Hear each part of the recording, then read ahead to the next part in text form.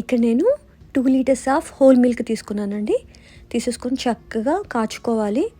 కాచుకున్న తర్వాత ఇక్కడ నేను 2 పెద్ద సైజు నిమ్మకాయలు స్క్వీజ్ చేసేసి జ్యూస్ తీసి పెట్టుకున్నాను. అది ఇప్పుడు నేను ఈ పాలకి యాడ్ చేస్తున్నాను. యాడ్ చేసేసి బాగా కలుపుతూ ఉండాలి. సో అలా కలపడం వల్ల ఏంటంటే పాలు అనేవి కడులవ్వడం స్టార్ట్ అవుతాయి. సో చూస్తున్నారు కదా, అవి కడులు అయిపోయాయి ఆల్రెడీ. సో అంతా విరిగిపోయాయి పాలు. సో ఇప్పుడు నేను స్టవ్ ఆపేసి దీన్ని చల్లగా అయ్యేంత వరకు అలా కొద్దిసేపు వదిలేసానండి. ఆ తర్వాత ఇలా హోల్స్ ఉన్న ఒక బౌల్ తీసేసుకోండి. తీసుకొని దాంట్లో స్టెయినర్ ఉంటుంది కదా, స్టెయినర్ పెట్టేసి ఆ వాటర్ అంతా వడగట్టేసేయండి.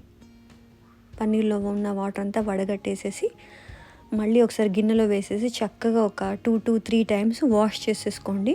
సో అలా చేయడం వల్ల దాంట్లో ఉన్న సవర్నెస్ అంతా పోతుంది. సో ఇలా స్టెయిన్ చేసేసి ఒక 1 అవర్ అలా పెట్టేసి తర్వాత ఇప్పుడు ఒక క్లాత్ తీసేసుకొని ఆ క్లాత్లో మీరు ఈ పన్నీరు వేసి మూటలా కట్టేసి గట్టిగా వాటర్ అంతా పోయే విధంగా స్క్వీజ్ చేయండి.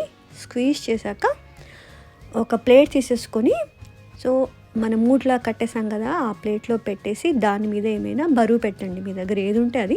నా దగ్గర ఇక్కడ చిన్న రోల్ ఉంది, నేను అది యూస్ చేస్తున్నాను. రోల్ పెట్టేసి ఒక 1 to 2 అవర్స్ అలా వదిలేసేయండి. సో చూస్తున్నారు కదా, సో ఎలా పన్నీర్ అనేది చక్కగా బ్లాక్లా రెడీ అయిపోయింది.